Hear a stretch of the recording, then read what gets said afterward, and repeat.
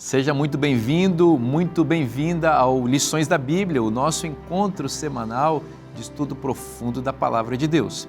E hoje vamos continuar estudando a carta aos Efésios e vamos entender no capítulo 5 o sentido da verdadeira sabedoria que só podemos ter em Jesus.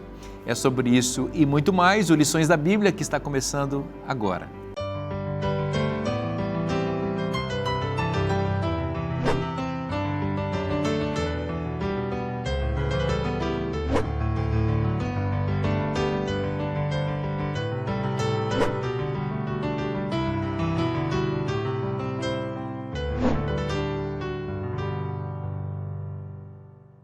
Nós já estamos reunidos aqui à mesa para desfrutarmos do pão do céu, que é a Palavra de Deus.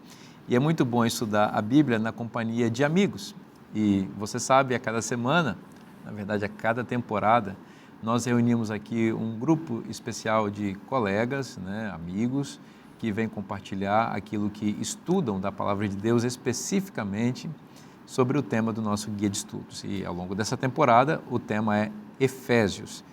E nós temos sido abençoados com os insights preciosos que vêm do conhecimento da Palavra de Deus. Então eu vou apresentar para você mais uma vez os nossos companheiros de jornada aqui no estudo das Escrituras.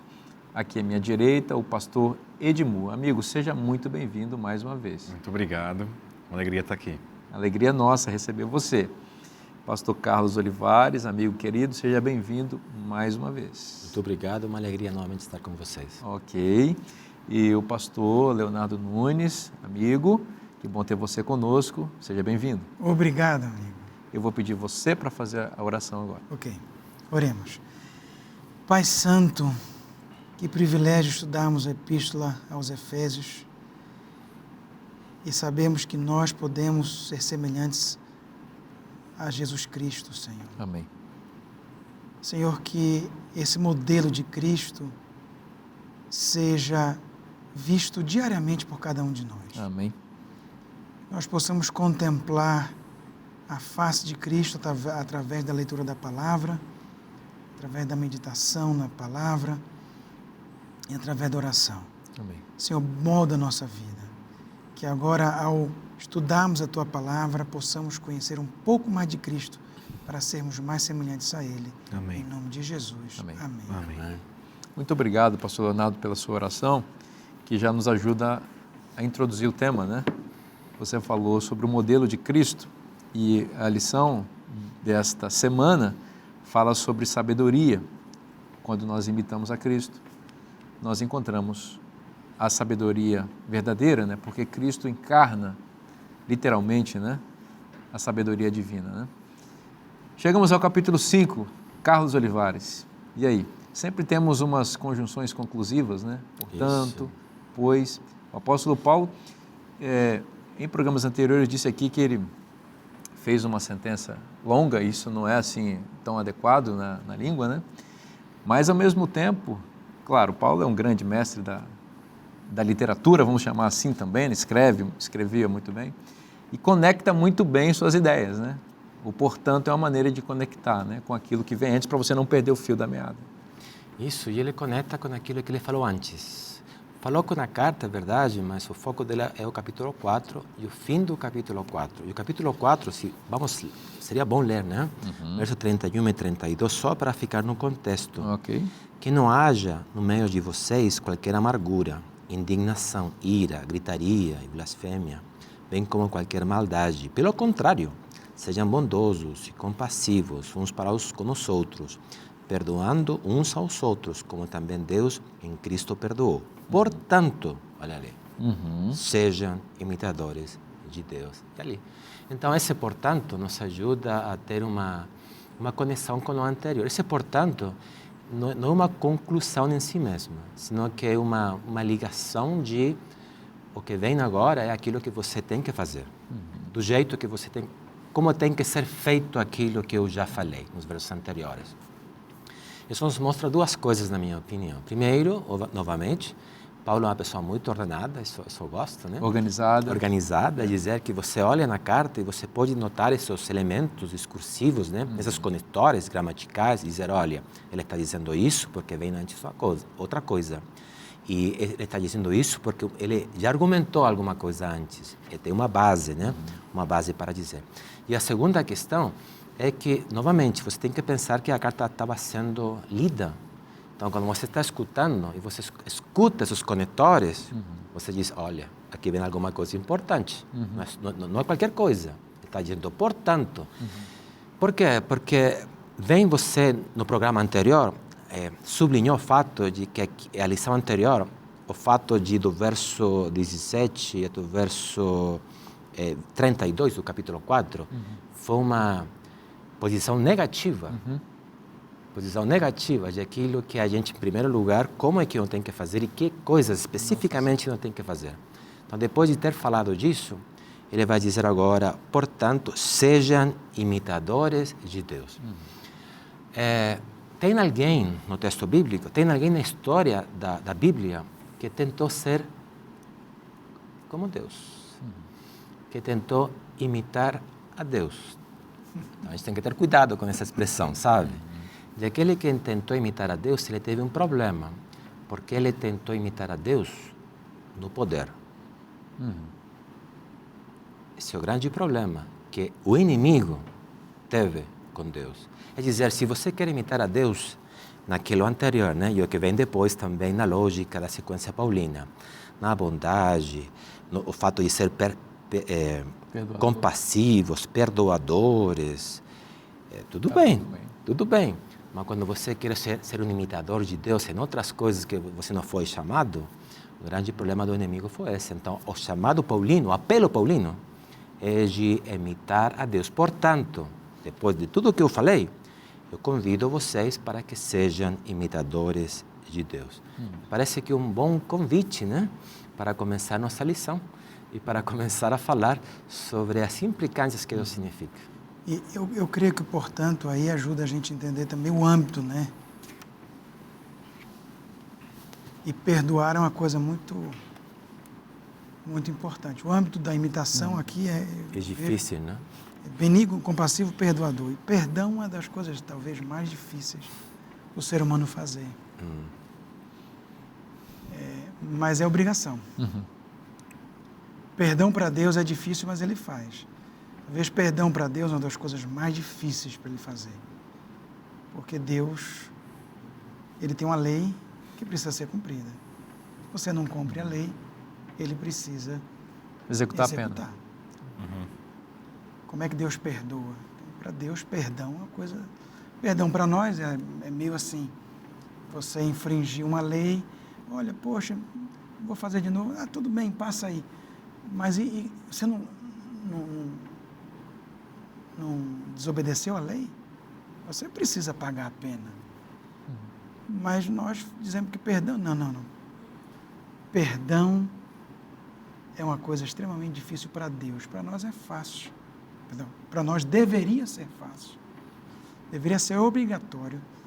Porque todos nós que um dia perdoamos, um dia vamos precisar de perdão. Deus não precisa de perdão, mas Ele perdoa. Eu, como pastor, uma das coisas mais difíceis que eu encontrei no meu ministério foi encontrar gente disposta a pedir perdão, que é bem difícil, e às vezes mais difícil ainda é de perdoar. É muito difícil. Um dia eu fiz um sermão sobre perdão e tinha uma dificuldade na igreja. Eu disse, agora nós vamos orar. E quando estiver todo mundo de olhos fechados, para que ninguém veja, você sai do seu lugar e vá pedir perdão a quem te ofendeu. Na igreja, um casal foi pedir perdão, né? Mas dali uma semana estava briga de novo.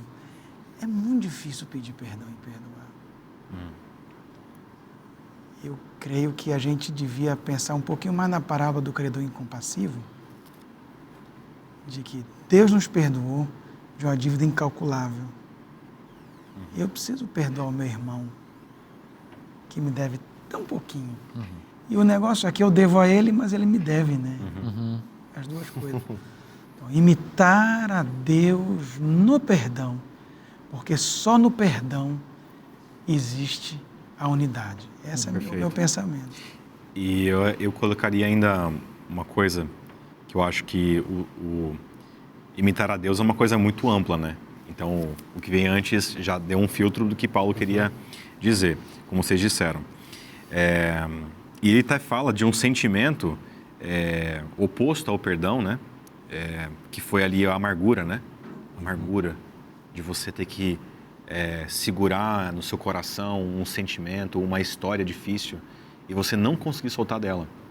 E me parece que Paulo ele vai contrastar essas palavras, né? E essas atitudes, dizendo que a gente só vai conseguir se livrar e ficar longe de toda amargura e cólera e ira, né? Blasfêmia e gritaria, quando a gente vivenciar o perdão que Deus nos deu. Assim, em termos práticos, né? Interessante. A pessoa que não se sente perdoada por Deus, livre da culpa, ela vai ter uma dificuldade muito grande de perdoar pessoas. Ela precisa sentir o poder do perdão. Esses dias eu ouvi uma pessoa que eu ouvi ela falando sobre o perdão. Só que ela passou por uma situação da vida em que ela foi grandemente perdoada. Eu nunca ouvi uma pessoa falar sobre perdão como ela falou. Porque ela sentiu todos os benefícios do perdão. E alguém que sente todos os benefícios do perdão, ela vai ver o ato de perdoar alguém como uma bênção. Porque ela sabe, ela sentiu o quanto foi bom para ela. Esse ato de livramento da culpa que ela sentia. Não quer dizer que é fácil, a menos que a gente tenha passado pela experiência do perdão de Deus. Uma pessoa que não se sente perdoada, ela não dificilmente vai ter a capacidade de perdoar. Um detalhe é quando a gente vai para o Novo Testamento, especialmente nos ensinos de Jesus Cristo,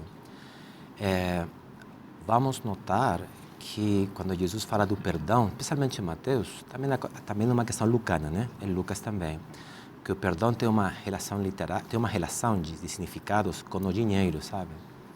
De fato, você mencionou a parábola, né? É dizer aquele que deve pouco, aquele que deve muito, e finalmente na parábola era uma dívida terrível, impagável. Então Jesus ele vai usar uma linguagem que todo mundo vai entender, porque que coisa? De fato, se alguém tem alguma dívida no banco, que o banco perdoar é impossível, né? O banco nunca vai perdoar a sua dívida. Vai Talvez parcelar para você. Vai parcelar, certo? Vai fazer novamente com mais interesse. Mas o pai pode perdoar, talvez a dívida de um filho, a mãe pode dizer, ok, filho, esqueça disso, o irmão, talvez alguém da família, mas o banco não. Então, Jesus usa essa imagem, que é uma imagem muito prática do tempo deles. Por quê? Porque todo mundo tinha que pagar muito dinheiro. Estava imposto, estava o dízimo, obviamente, estava o imposto do templo, o imposto que tinha que pagar, o imposto de saída, tinha mais de um imposto, tinha 3 pelo menos.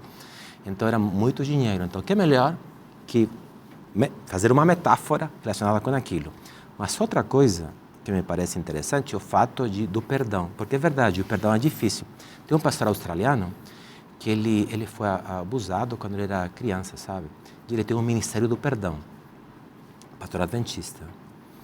E eu gostei muito uma vez de um livro que ele escreveu, não? Ele disse assim, olha, eu aprendi que o perdão não é esquecer. Porque o grande problema que nós temos é pensar, você perdoa, esqueça. E isso é o que eu falo muitas vezes, né? A gente fala disso, perdão nem é esquecer. Fala, não, perdão não é esquecer. Perdão é primeiro entender o perdão divino, e o segundo é ser criativos como você vai direcionar essa raiva. E eu falei, nossa, que coisa, né? Falei, olha, eu direciono minha raiva servindo outros, ajudando outros. Tudo isso que eu sinto, eu sou pastor agora, servindo as pessoas, para que todo mundo possa perdoar nesse contexto do abuso infantil. Então, isso é de alguém que está vivendo o evangelho, sabe? Ele fez da ferida o seu ministério. Ele fez da maldição a bênção. Pois é. Sendo imitadores de Deus, né? E foi imitadora de Deus. Interessante isso. Isso que vocês falaram, e o pastor Leonardo aqui disse que o perdão é difícil para Deus, né? É um fato. E o apóstolo aqui no versículo 2 do capítulo 5, me parece estar ecoando isso, né?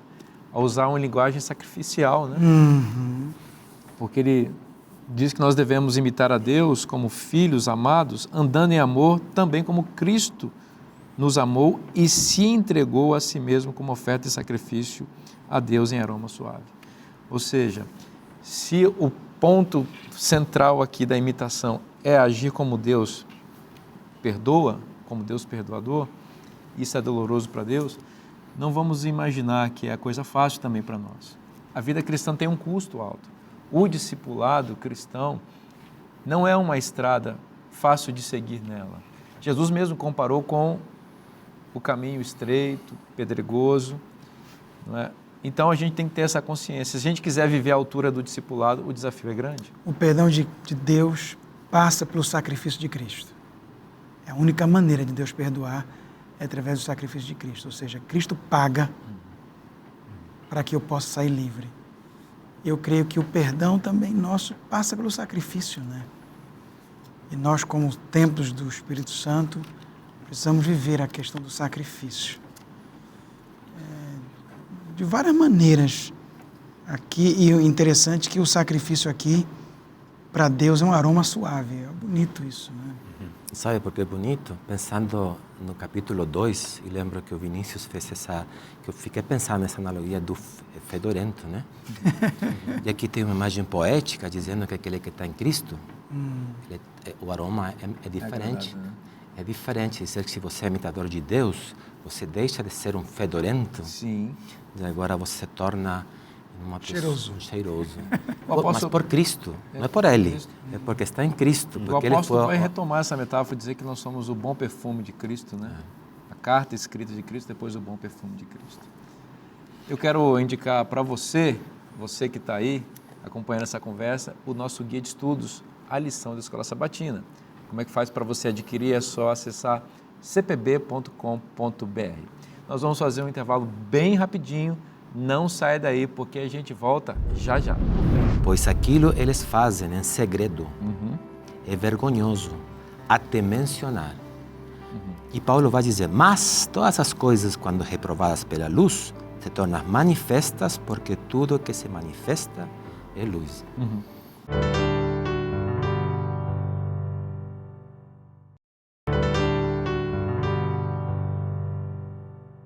Estamos de volta para estudar a Palavra de Deus e é muito bom ter a sua companhia conosco a cada semana para detalharmos aqui, né, nos aprofundarmos nesses temas tão preciosos das Escrituras, né? Estamos estudando Efésios.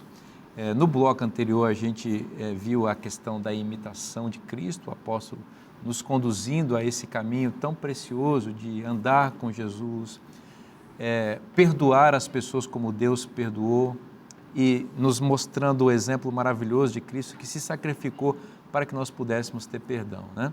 Agora a gente vai avançar, Carlos, aqui a partir do verso 3 do capítulo 5, que o apóstolo vai continuar com exortações bastante importantes e graves, né? E bastante específicas também, de acordo, sobretudo, com as necessidades originais da sua audiência, mas necessidades que não são só dos Efésios, né? Elas estão atuais e estão aí, nós também precisamos desses conselhos, né? Sem dúvida são pertinentes, em todo sentido. Do verso 3 até o verso 5, no contexto, a gente começa falando, o Paulo começa falando da imoralidade sexual, toda a impureza. Isso nem é atual, né? Isso. Mas o interessante fala assim, não sejam nem sequer mencionados entre vocês como convém a santos. Mas eu pulei uma coisa propositalmente, que fala também da avareza. Depois ele vai continuar no verso 5 falando dessas questões. Só um detalhe, só para refletir sobre essa questão, é o fato de que muitas vezes nós falamos muito da imoralidade sexual, e Paulo vai falar disso, uma coisa, impureza, outra coisa, mas a avareza é pecado. Então, isso é interessante, né? A gente aponta muito essas questões que são mais sexuais, né? Que são mais do corpo, mas avareza, mas para Paulo é. Ele está colado no mesmo nível, sabe? A impureza sexual e todo tipo de impureza, de fato, também menciona isso para enfatizar, e também na avareza. Em nossa escala dos pecados, talvez a avareza seria um pecado que a gente não disciplinaria na igreja. É assim, não, pastor? Mais aceitável. A gente só disciplina um caso só, que seria a impureza sexual. Mas Paulo está no mesmo patamar, está dizendo, olha, todos eles, vocês não têm nem que ser mencionados dentro da igreja. Obviamente a pergunta é qual é a relação que eles têm, né? Se a avareza é algum tipo de impureza, se a avareza é algum tipo de idolatria, sabe? Não do corpo, é algum tipo de prazer. E isso é interessante, porque aquele que é avarento, ele sente prazer no dinheiro, né? Sente prazer de ter alguma coisa, de acumular, de acúmulo, né? De acúmulo. Então, será que Paulo, estou tentando aqui descobrir, né? Em termos do diálogo que a gente pode ter, se Paulo poderia ter essa conotação em mente. A minha versão usa a palavra cobiça, para avareza aqui no verso 3. Talvez essa palavra explique melhor o pecado, não é? Porque não existe problema em você ser rico, não existe problema em você ter acúmulo de dinheiro. A Bíblia não condena isso. Agora, a Bíblia condena você cobiçar aquilo que não lhe pertence. E os desdobramentos disso, furto, roubo, sonegação, corrupção, uma série de coisas que são praticadas porque existe a cobiça no coração. Não é você desejar aquilo que não é seu e praticar coisas decorrentes disso para ter aquilo que lhe pertence. Eu quero ajudar um pouquinho. No português, eu acho que no inglês também, e outras línguas, nós temos a diferença entre cobiça e avareza. Cobiça seria eu querer uma coisa que não é meu, ou que não é minha, ou a avareza é essa questão de ficar tudo segurando para mim. Idolatrar. Né? Mas o egoísta, né? Mas essas duas palavras, na realidade, se você for ver aqui, no verso 3 traz cobiça e no verso 5 traz avareza. Isso. São traduções da mesma coisa. Sinônimos, né? Sinônimos. Cobiça e avareza estão juntas.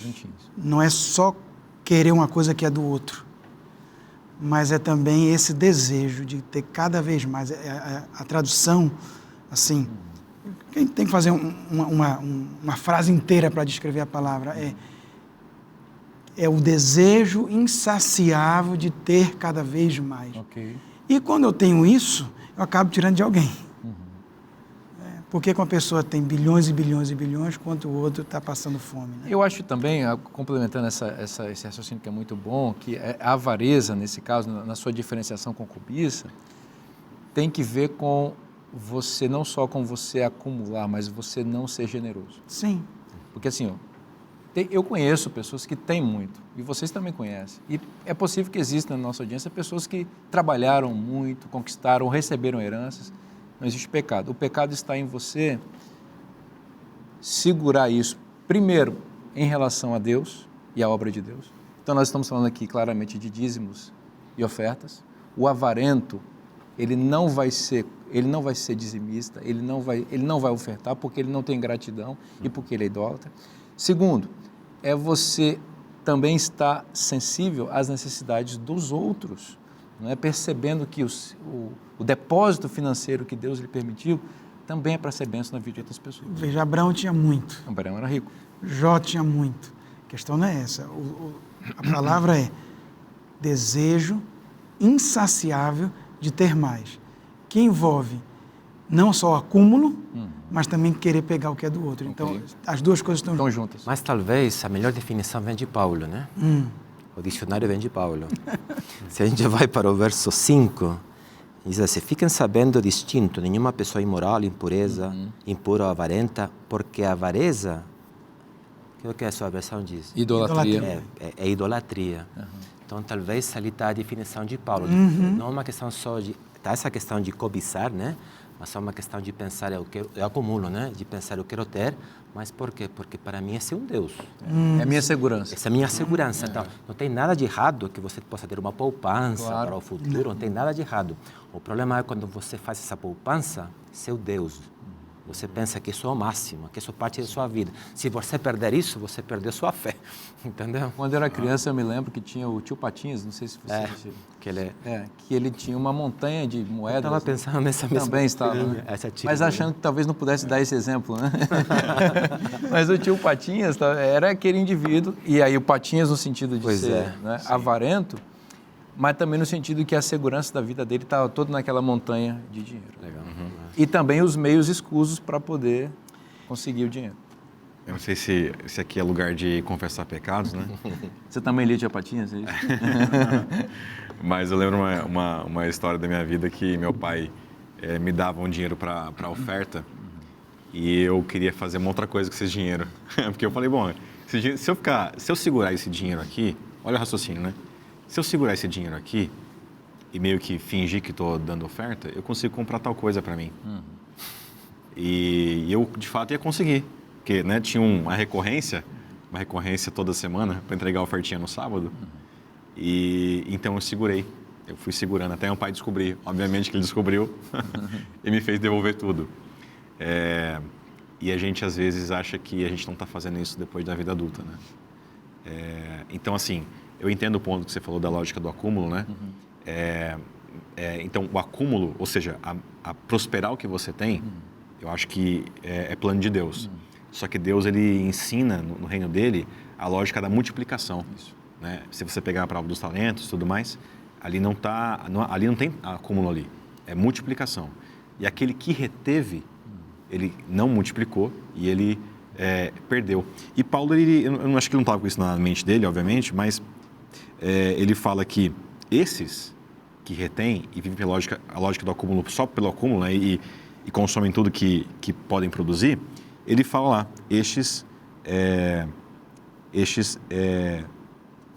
ele fala assim, né, a herança no reino de Cristo e de Deus. Na verdade, ele está falando que não tem, né? Isso, não tem.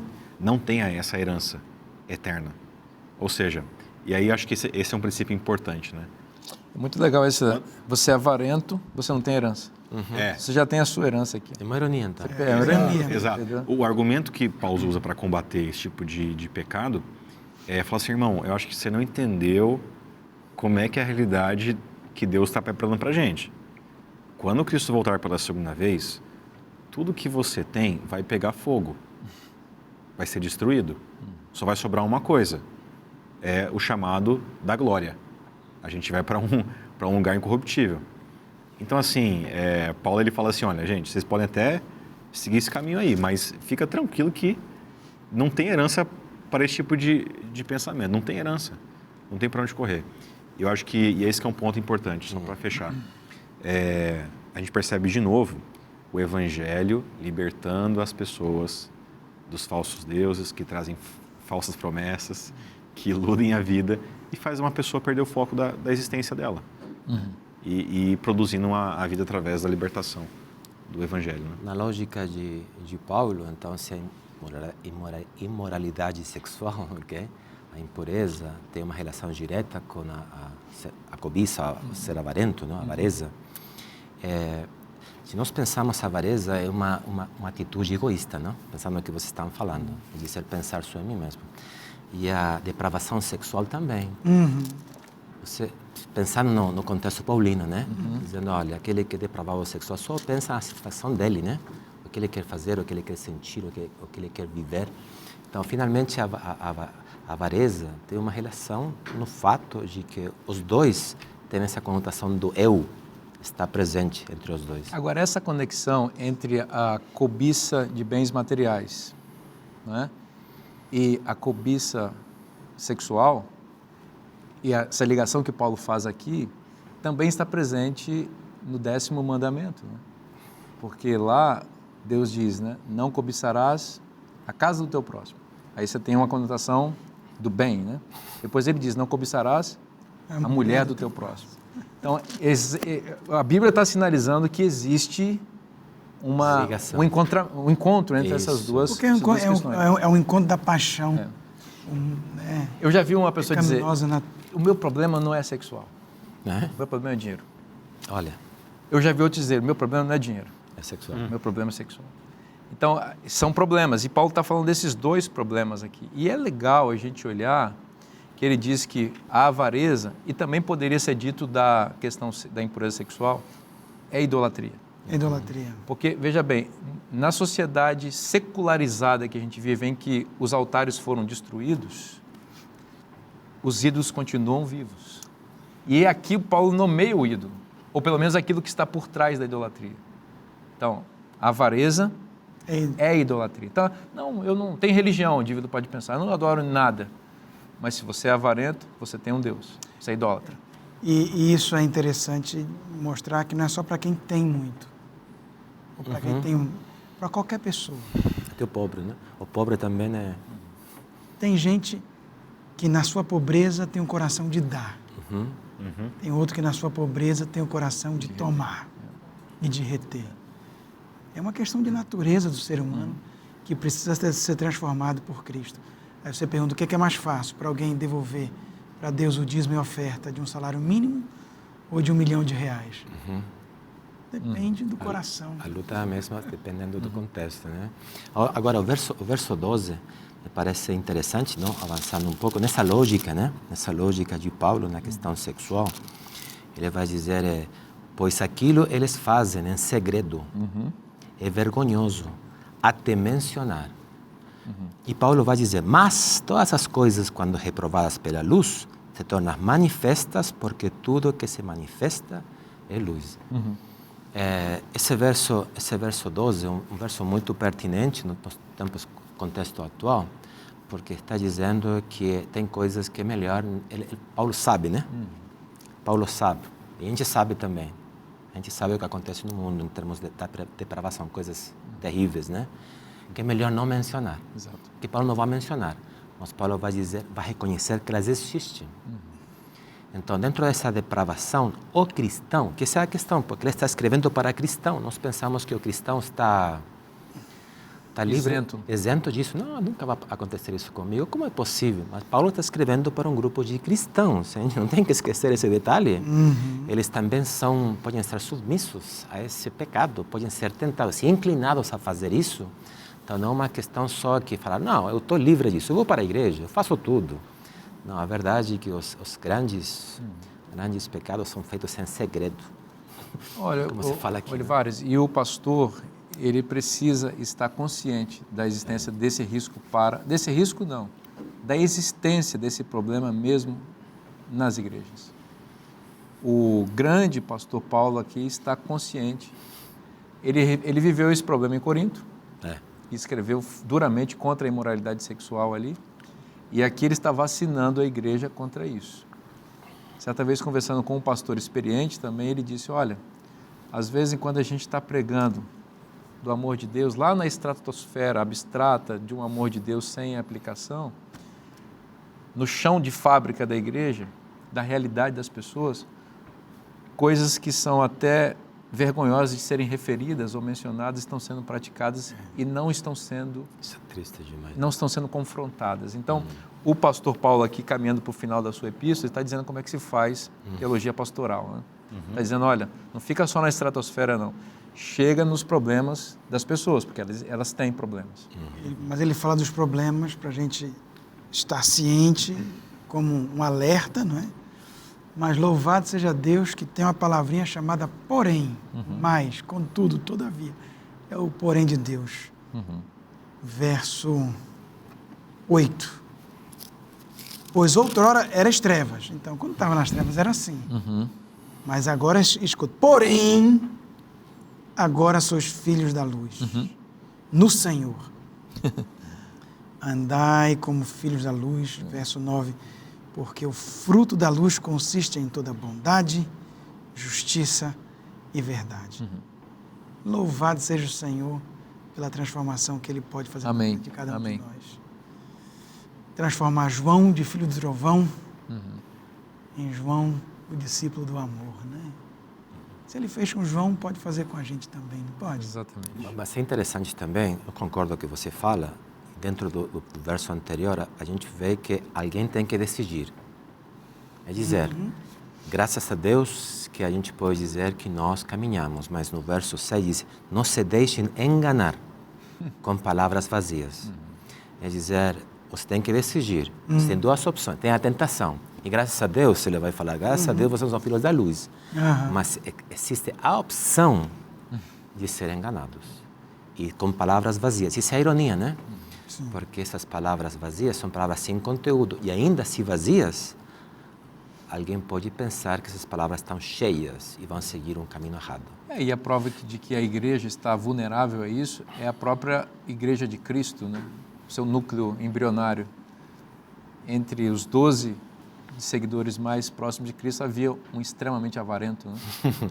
Estava ali ouvindo, A gente esqueceu dele. ouvindo, na né? verdade. Ouvindo Cristo falar sobre o dinheiro o tempo inteiro, sobre o amor às coisas, não pode suplantar o amor a Deus, mas ele foi avarento a ponto de vender o próprio Senhor, né? Decidiu fazer isso. Decidiu fazer isso.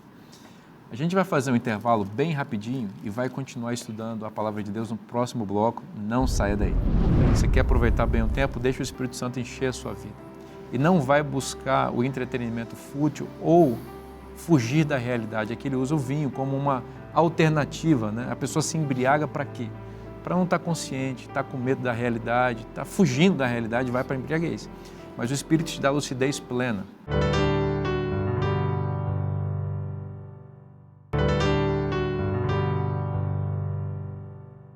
Estamos de volta agora para o terceiro bloco do programa Lições da Bíblia de hoje, no qual estamos estudando a Epístola aos Efésios, especificamente no capítulo 5 e observando as recomendações preciosas do apóstolo para a nossa vida.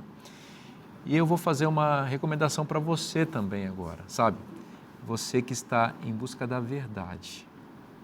Vou parar um pouquinho agora e falar com você que deseja conhecer mais a Deus, que se sente às vezes perdido, sem saber para onde ir, não sabe qual igreja frequentar, tem dúvidas seríssimas que atrapalham você de seguir na caminhada. Ouve coisas aqui na Novo Tempo, mas ainda não entendeu plenamente. Você precisa estudar a Bíblia de forma sistemática. Por isso eu queria oferecer para você esta revista. O título é A Procura da Verdade, desenvolvida para gente como você, que precisa conhecer a Deus para seguir no caminho da luz. Tá certo? Aqui há vários temas muito importantes, detalhadamente explicados, todos eles fundamentados na Bíblia. Você vai ter uma coleção de doutrinas bíblicas explicadas aqui de forma ilustrada, de forma didática, de forma organizada, e eu tenho certeza que vai ser muito útil para a sua vida e para ajudar você a tomar decisões ao lado da verdade. Como faz para receber essa revista na sua casa? É só você mandar uma mensagem para o WhatsApp que está aparecendo na sua tela. Você vai preencher um pequeno cadastro e nós vamos enviar sem custo nenhum para você. Portanto, totalmente de graça esse material que, conforme eu disse, tem potencial de te ajudar a encontrar a verdade. Tá bom? A gente vai continuar conversando aqui agora sobre Efésios capítulo 5. Pastor Leonardo, e o apóstolo Paulo aqui, a partir do verso 15, continua suas recomendações inspiradas aos cristãos efésios e também a nós. Verso 15 é interessante, quando ele fala, ele faz algumas comparações com andar, nécio e sábio. Não andeis como nécios, mas como sábios. Aqui tem a questão do peripatel, não é? Que é andar ao redor, questão do discipulado. E junto isso aqui, você vê bastante coisa de provérbios. Aquela... Sabedoria. O paralelo, né? A comparação entre o tolo e o sábio. E aqui ele usa um artifício retórico que ele chama Sofós, que é sábio, e Asofós, que é sem sabedoria. Ou seja, ele usa propositalmente uma retórica, né? Um artifício literário para chamar as pessoas para a sabedoria que não é a grega. Porque você está escrevendo para Efésios, dentro de uma cultura greco-romana, especialmente grega, porque Éfeso e Grécia estão ali juntinho um do outro, né? E é o berço da filosofia. Filosofia nada mais é do que amigo da sabedoria. E foi iniciada pelo estudo da natureza, para, através do estudo da natureza, conseguir desvendar os mistérios da vida. Filosofia nada mais é do que isso. Ele está falando, espera lá. Primeiro ele tem o conceito de andar, que é um conceito do Antigo Testamento. Deus fala, andai na minha presença e ser perfeito. Ou ande na minha presença e ser perfeito. Andou Enoque com Deus, então tem essa questão do andar com Deus. E do tolo e do sábio, que é um resgate de Provérbios. Então, o que ele está dizendo é o meu entendimento pelo menos, sabedoria não é isso que vocês estão vendo com os estoicos, com os cínicos, com os socráticos, com os platônicos, com os sofistas. Sabedoria é aquela que vem do andar com Deus. Essa é a compreensão que eu tenho. Excelente. Da mensagem aqui. Eu acho que de fato vem do Antigo Testamento. Por exemplo, eu me lembro do Salmo 1, né? Bem-aventurado o homem que não anda no conselho dos ímpios, diz aqui, nem se detém no caminho dos pecadores, nem se assenta na roda dos escarnecedores. De novo, essa imagem do andar, né? E andar no conselho, né? É a ideia de pensamento, de ideias, né?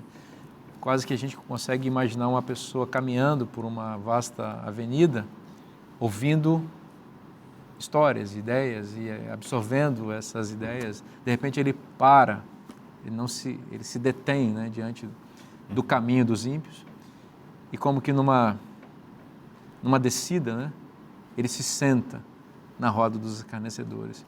Então o que Paulo está dizendo aqui é o contrário, né, para você andar nesse caminho aí. Esse caminho das ideias, da filosofia, das ideologias e tal, mas andar como andou Enoque com Deus, como você disse, né? Como andou Abraão na presença de Deus, né? Andou Noé. E andou Noé. Por exemplo, no verso 15, na minha tradução, diz, portanto, tenham cuidado com a maneira como vocês vivem. Olha, eu gosto muito dessa tradução, porque está dizendo, olha, você tem que fazer uma introspecção do jeito que você age. Você está agindo em termos filosóficos, sabe? Em termos da ideologia, em termos da comunicação, como é feita tudo, ou você está agindo como uma pessoa sábia.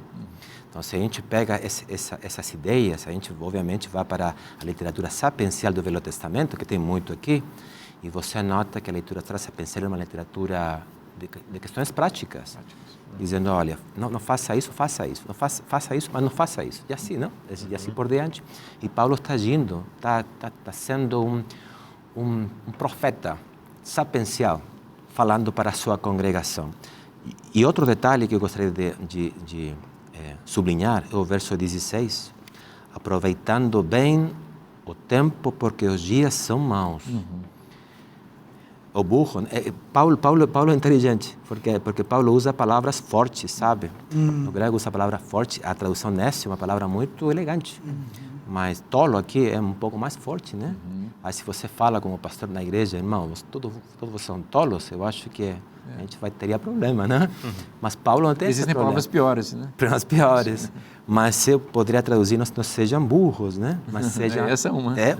Isso é muito mais forte, pensando no pensamento antigo, né? Aqui é afronel, é sem cabeça. É sem cabeça, exatamente, sem pensar, que tem a cabeça vazia. Cabeça oca. Vazia, cabeça oca. Então, aproveitem bem o tempo. Por quê?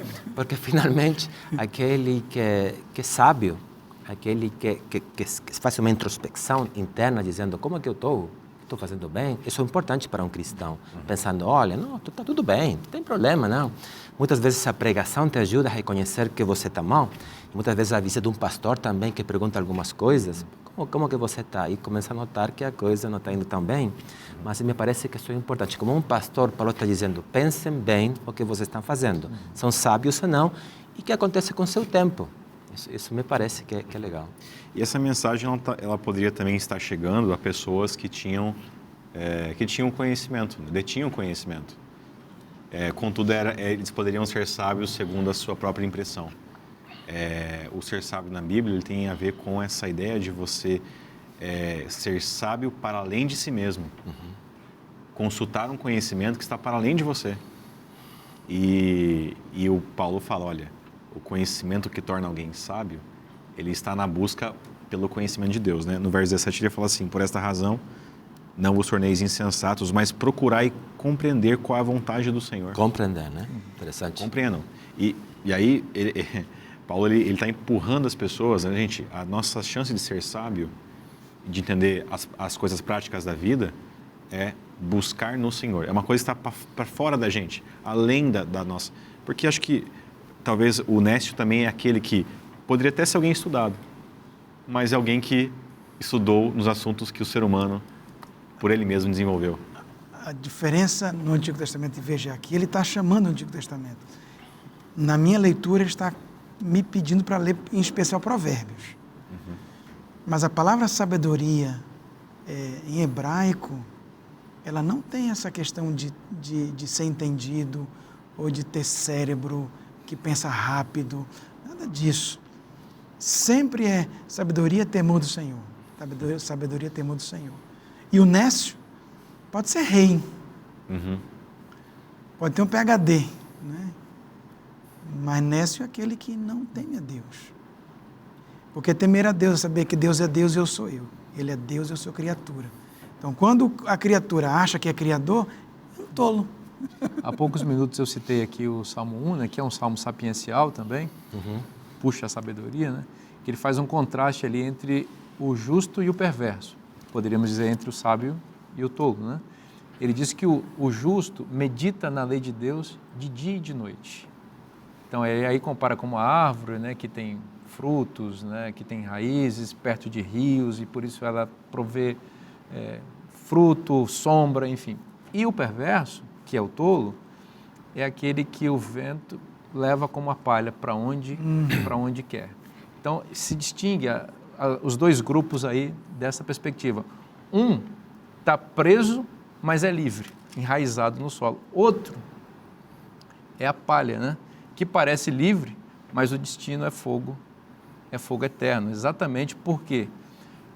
Porque não tem a característica do justo, que é meditar na lei de Deus. A lei de Deus é o parâmetro, o temor do Senhor que você estava mencionando. É o parâmetro para a verdadeira felicidade, para a verdadeira sabedoria. Né? E para andar no caminho certo.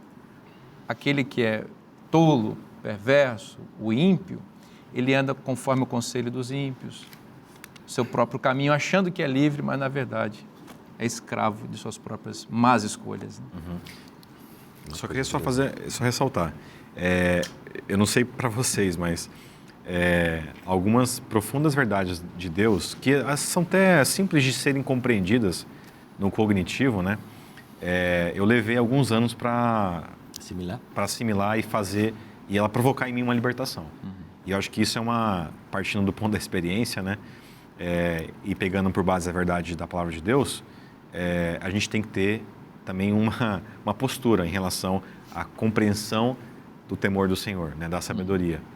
Leva tempo. Tem coisas que nem sempre fecham. Mas por alguma razão, o tempo é importante para que aquilo, uma vez compreendido, vai alterar drasticamente a sua vida. Eu acho que até disse em outro estudo nosso, eu falei que quando eu entendi a graça de Deus e a minha salvação, isso foi altamente libertador. Eu consegui ter uma nova vida em Cristo, né? Quando eu entendi esse assunto. Mas fiquei durante 15 anos da minha vida, que eu me lembre assim, não entendendo completamente na prática das coisas, né? Assim, na essência, e conseguir viver essa mensagem. Então, a busca persistente, ela é muito importante para quem está procurando a palavra de Deus. Porque Deus, por alguma razão, Deus ele respeita esse processo nossa limitação, para que a gente busque, persista até entender. Porque Deus é sábio, né? Deus é sábio. Ele usa o tempo a seu favor. Dentro dessas pérolas, né, que a gente pode resgatar aqui, que que vem de Paulo, inspirados por Deus, tomando essa visão do Velho Testamento, me parece que o verso 16, novamente, retornando essa questão, aproveitando bem o tempo, porque os dias são maus, é pertinente demais hoje. No tempo antigo, como hoje também, a gente tinha um problema com o tempo, sem dúvida. Mas hoje, nossa vida é uma vida, como dizer, sem tempo, né? Sem tempo.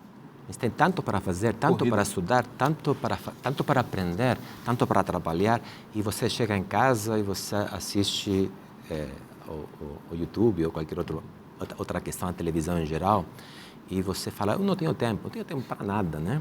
E Paulo está dizendo, olha, o sábio, pensando no Velho Testamento, né? O sábio é aquele que caminha corretamente, que pensa e que administra bem seu tempo, porque os dias, naquele tempo como hoje, são maus. Então, a melhor é que a gente sempre pense, né?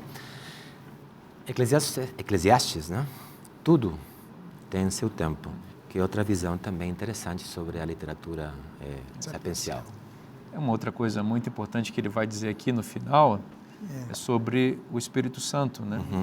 Você quer aproveitar bem o tempo, deixa o Espírito Santo encher a sua vida. E não vai buscar o entretenimento fútil ou fugir da realidade. Aqui ele usa o vinho como uma alternativa, né? A pessoa se embriaga para quê? Para não estar consciente, estar com medo da realidade, estar fugindo da realidade, vai para a embriaguez. Mas o Espírito te dá lucidez plena. E como é que você tem essa lucidez? Indo à palavra de Deus, ele fala cantar louvores a Deus, salmos, e dá uma lista de coisas que são importantes para a gente encher a nossa mente. É isso que Deus espera de você, viu? Que você seja cheio do Espírito Santo para ter a verdadeira sabedoria, para encontrar a verdadeira felicidade. Isso está disponível para você. Esta promessa está na Bíblia. Se está na Bíblia, é bom para você. Eu te espero na próxima semana. Que Deus te abençoe muito. Forte abraço e até lá.